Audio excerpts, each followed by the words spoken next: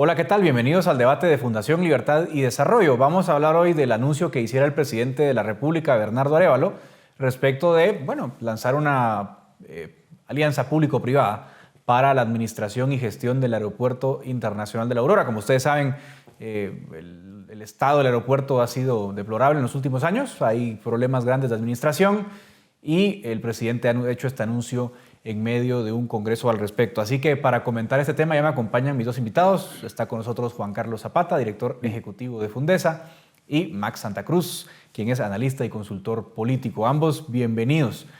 Juan Carlos, voy a empezar contigo directamente.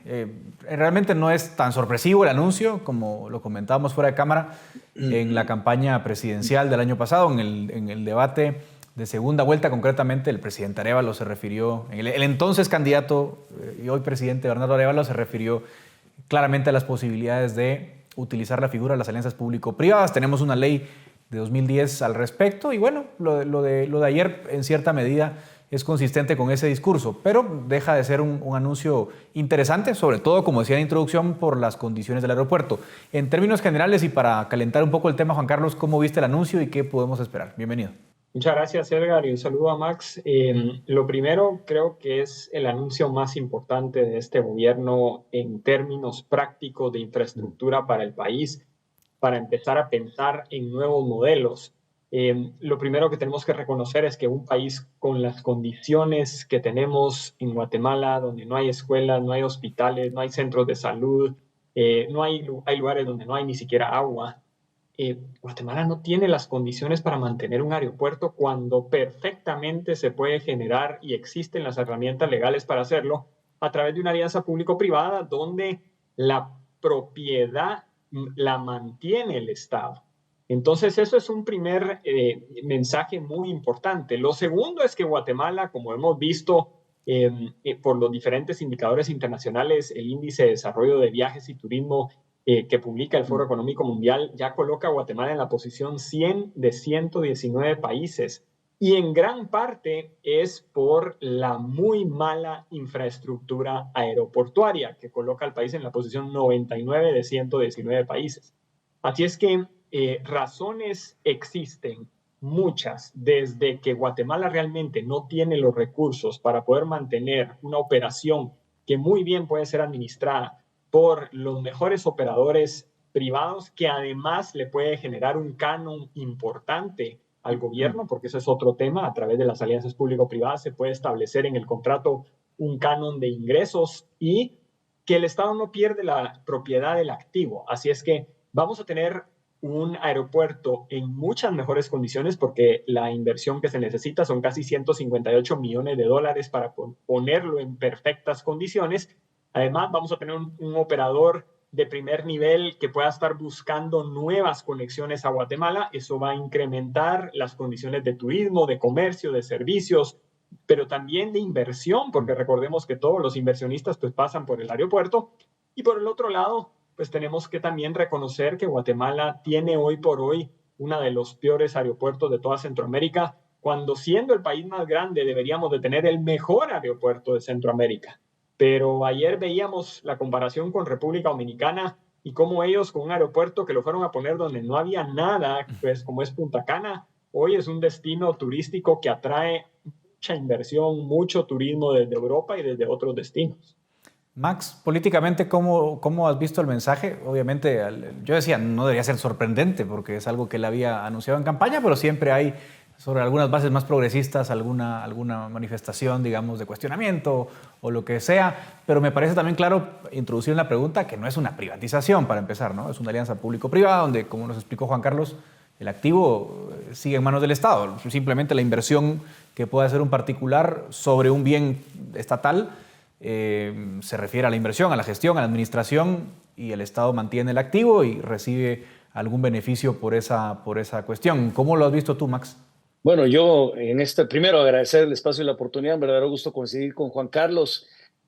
Yo considero que esto viene siendo un poco el resultado de algunas reacciones que se han tenido a partir del anuncio del presidente, debido a que, aunque el presidente mencionó durante su discurso político de campaña la posibilidad de establecer alianzas público-privadas, con modelos de participación compartida incluso en otros proyectos, pareciera ser que algunas de las personas que votaron por él por las razones específicas de su propuesta electoral han olvidado esto y amarran al presidente en una telaraña en donde le dejan poco margen de maniobra para poder resolver los problemas que, como bien se han señalado, siguen estando vigentes en una realidad que ha sido producto de la corrupción que generada durante por lo menos los últimos 8 a 20 años, en donde no ha sido el Estado capaz de resolver esas necesidades de la demanda de una infraestructura eficiente que permita a Guatemala avanzar hacia el desarrollo que eventualmente se da. Incluso mucho daño hace todavía recordar aquel discurso que en su momento algún candidato a la presidencia, que después fue presidente, mencionaba que el asfalto la gente no comía, porque eso se impregnó dentro del imaginario colectivo y a partir de esto, cualquier cosa que tenga que ver con el tema de infraestructura pasa también, en alguna medida, con cierta razón, por las enormes dudas que genera en la población. Pero en este caso, el presidente Arévalo lo que está haciendo es tomar una herramienta y de alguna forma reconocer la propia incapacidad de la administración pública ante las condiciones actuales para poder enfrentar este tipo de desafíos.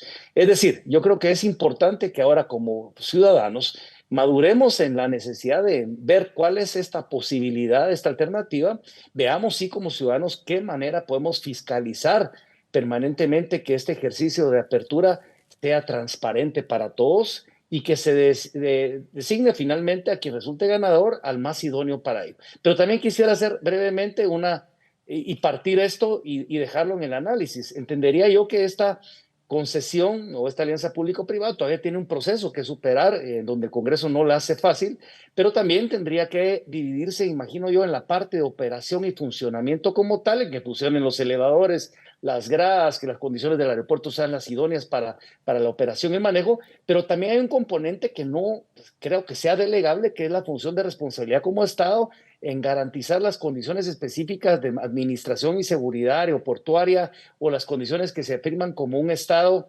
dentro de alguna convención que involucre, por supuesto, esos requisitos de categoría de aeropuerto, que son elementos más propios de la seguridad y de la correspondencia de lo que el Estado tiene que brindar, dejando la operación y la eficiencia de la operación a un ente que podría ser, en este caso, alguien que sepa, como bien mencionaba Juan Carlos, administrar los aeropuertos. Es decir, yo separaría los dos momentos y los dos elementos, pero creo que es importante sobre todo extraer de la discusión ideológica un tema que es prácticamente de una resolución de carácter práctico y que debería ser considerado de esa manera.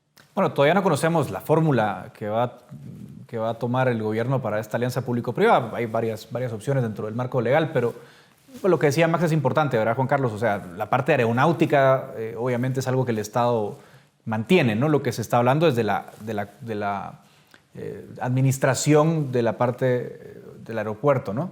Lo otro es preguntarte a qué plazo vista ves esto, Juan Carlos, porque el viceministro Fernando Suriano explicaba que, bueno, él veía 6 meses, 1 año de plazo para resolver los siguientes problemas. Hay muchísimos contratos de arrendamiento, de alquiler, que tienen que ver con algunos locales del aeropuerto. Eso habría que irlo finiquitando de alguna forma y una vez eso esté en orden ya se puede proceder a la licitación de esta alianza público-privada. Más o menos cómo es el plazo, el cronograma, porque es una inversión urgente, ¿no? Es un proceso, como bien mencionas, y habrá que ver si el gobierno prefiere irse por una APP, por la ley de APP, o por una concesión. Tal vez esa es la primera decisión que tendrá que el gobierno tomar. Lo segundo es ya específicamente algunos contratos, algunos de ellos que son totalmente lesivos para el Estado. Correcto. Hay hangares que pagan 3 quetzales el metro cuadrado, o sea, eso sí llega a ser ridículo bajo cualquier condición. Entonces ahí totalmente de acuerdo que se tendrá que generar cierta lesividad para ciertos contratos que fueron hechos y que definitivamente no tienen las condiciones necesarias que el Estado guatemalteco necesita para poder generar mejores condiciones al aeropuerto La Aurora. Lo que sí es importante es saber que la mayoría de los países, y aquí estoy leyendo textualmente un documento del BID, la mayoría de los países de América Latina y el Caribe con un volumen de pasajeros notable cuentan con aeropuertos bajo la figura de alianza público-privada. Argentina, Brasil, Chile, Colombia, Costa Rica, Ecuador, Honduras, Jamaica, México, Perú, República Dominicana y Uruguay. Todo esto representa el 86% del PIB de la región y el 82% de la población total. Entonces, lo que vemos es que en el mundo, la figura de APPs es lo más común y en el caso de América Latina es uno de las herramientas más importantes que han utilizado gobiernos que son más eficientes, porque ese es el otro tema. A mí que no me digan que somos mejores administradores que Chile, mejores administradores que Uruguay. O sea, si Chile o Uruguay tienen alianzas público-privadas, si Costa Rica, que por supuesto tiene un servicio civil mucho más profesional, unas instituciones por supuesto mucho más democráticas, ¿por qué Guatemala no pensar en este tipo de modelos? Ahora, viene la política siempre, ¿no? No nos vamos a meter los detalles si la concesión o la APP son la vía, porque eso es una discusión que viene luego, pero sí hay algo interesante en ambos casos, Max. Tanto concesión como alianza público-privada deben en algún punto ser aprobadas por el Congreso.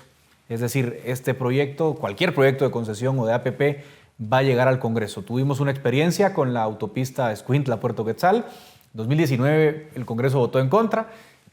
Por una cuestión de violación a las normas parlamentarias, la Corte ordenó repetir la votación.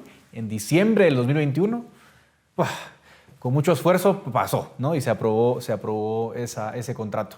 Lamentablemente hasta la fecha no se ha echado a andar. Pero pregunto, Max, en tu visión, ¿cómo va a ser ese pulso con el Congreso cuando este tipo de proyectos lleguen? Bueno, yo esperaría que lo que no se ha demostrado en unos momentos, que es parte de la madurez y la responsabilidad de las acciones o las decisiones que se conforman por diferentes razones dentro del Congreso a nivel de los distintos bloques, permita de alguna manera poder superar esas diferencias y poder encontrar discusiones serias en torno a este tema. Yo quisiera ver qué va a pasar con los que en su momento, pues sí estuvieron a favor de esta ley de alianzas público-privadas y quienes eventualmente hoy se podrían oponer porque resulta que es la forma de obstaculizar una agenda política de una administración que les es contraria y que desde la oposición no quisieran ver que el gobierno avance. Yo creo que en serio es un momento en donde uno apelaría a que los diputados tomaran esto con seriedad, con responsabilidad, incluso motivar de una vez a la propia modificación de la ley de alianzas público-privadas para poder avanzar no en ese trámite o en esa aduana recurrente que pasaría por la aprobación del Congreso en cada uno de los proyectos que de repente sería necesario empezar a analizar de aquí a futuro. Creo que también depende mucho de la capacidad que tenga, ojalá finalmente, la bancada oficial, por así decirlo de una manera, en esa posibilidad de encontrar los actores necesarios para poder llegar y darle trámite a este tipo de instancias. Yo sí lamentaría si no hubiera una comunicación eficiente incluso del Ejecutivo o de los órganos técnicos que tendrían que ver desde parte del Ejecutivo para llegar al Congreso y poder empezar a realizar los consensos necesarios. Pero creo que también es responsabilidad de otros actores que estarían involucrados dentro de este proceso y que sin duda su opinión será importante, no solo para fiscalizar lo que hablaba de la propia concesión o de la alianza pública-privada, sino que también para poder en serio poner en perspectiva cuáles son los intereses que tenemos como país, como sociedad, para poder superar las propias ineficiencias del Estado. Y no es que nadie quiera desligar del Estado de su responsabilidad que algunos ven en la parte de infraestructura, pero sencillamente yo creo que esto, lo que sucedió el día de ayer, tal vez no es el mejor escenario para poder haber hecho este anuncio del presidente. Hubiera esperado un poquito más, si me lo preguntan a mí políticamente, en otro momento, para generar menos alergias, pero creo que es importante solo decir de que tal vez es el momento en que el Estado empieza a reconocer de que en las condiciones actuales no existen las capacidades propias para poder tratar de subsanar todos estos errores que hemos arrastrado ante los últimos, como digo, por lo menos 20, 24 años. Aprovechando que está Juan Carlos con nosotros, que maneja bien el tema de infraestructura, te quiero preguntar, Juan Carlos, porque la ley de APPs no ha tenido aún un proyecto, digamos, culminado, ¿no? Y el más avanzado hasta hoy es la autopista Escuintla-Puerto Quetzal. Como digo, la había aprobado el Congreso, el contrato lo aprobó el Congreso en diciembre del 2021, pero entiendo que no avanzó por los dictámenes de ingeniería. Entiendo que esta administración ha dicho que lo quiere rescatar. ¿Qué es lo que viene y cuán importante es también tener un proyecto ya culminado y exitoso para que ese mecanismo se pueda replicar? No, definitivamente, yo creo que, como bien lo mencionó el gobierno, se espera, digamos, que la construcción de la autopista Escuintla-Puerto Quetzal pueda iniciar en el mes de julio. Para eso, pues están, por supuesto, concluyendo los análisis y la aprobación del estudio definitivo de ingeniería. Y eso, pues, tendrá su proceso de construcción y probablemente será entre 18 y 20 meses para poder tener ya una carretera, por supuesto, en mejores condiciones y además con la garantía y la seguridad y la certeza del mantenimiento, que ese es el gran tema que tenemos en este momento. Yo recordaba una entrevista que me hicieron en un medio de comunicación escrita en abril del año pasado, donde les decíamos que si quitaban el peaje de la autopista Palín-Escuintla, en unos meses iba a estar destruida. Dicho y hecho. Esa carretera no tiene las condiciones de mantenimiento y el Estado no puede mantenerlas. Así es que lo que vamos a empezar a ver es que esa carretera se va a ir literalmente descomponiendo, despozolando, si lo queremos ver así en buen chapín, porque no se tienen las condiciones necesarias para poderle dar mantenimiento como se lo daba la empresa que tenía la autopista en ese momento. Max, me queda poquito tiempo, pero para ir concluyendo, ¿cómo ves, digamos, también el tema, digamos, la importancia de rescatar este tema de la alianza público-privada Escuintla-Puerto Quetzal? Se nos viene también el problema de TCQ, bueno, lo que era APM, terminales antes TCQ. También va a ser un fuego que tenga que apagar el gobierno porque se acaba ese contrato que había y de alguna forma la solución puede llegar a ser de nuevo una concesión, una alianza público-privada, pero el tiempo apremia, ¿no? ¿Cómo ves tú la madurez política de todos los actores, a los diputados, las élites políticas en general, para afrontar esta crisis que se viene? Yo quisiera esperar, Edgar, Juan Carlos, de que realmente los planteamientos que hacemos sobre la discusión de país dejaran un poco al lado la nostalgia histórica de lo que quisiéramos amarrarnos a una primavera, a una nueva primavera, porque pareciera ser que no nos permite avanzar sobre los desafíos que esta Guatemala del 2024 tiene. Yo quisiera apelar a la responsabilidad de los ciudadanos y los actores políticos para que pudieran discutir con responsabilidad, con transparencia, cuáles son las condiciones de las cuales Guatemala tiene que incorporarse para poder realmente dar el paso de calidad hacia enfrente. No podemos seguir en serio arrastrando estas discusiones ideológicas cuando la gente está esperando soluciones prácticas. Y hoy en día que el presidente da un anuncio sobre la posibilidad de encontrar una salida, en el caso del aeropuerto, pero también en el tema, ojalá, de las carreteras, pues resulta que nos volvemos a encontrar sobre que hay un lastre que nos arrastra a esas discusiones del pasado que deben de ser abordadas en otros momentos y en otras circunstancias, pero dejar que en este caso una administración que quiera dar el paso hacia enfrente porque es lo que tiene para poder hacer y poder generar de alguna forma un descongestionamiento de las necesidades sobre generar una mejor infraestructura, pues tiene que estar acompañado, pienso yo, por la voluntad, la seriedad y la madurez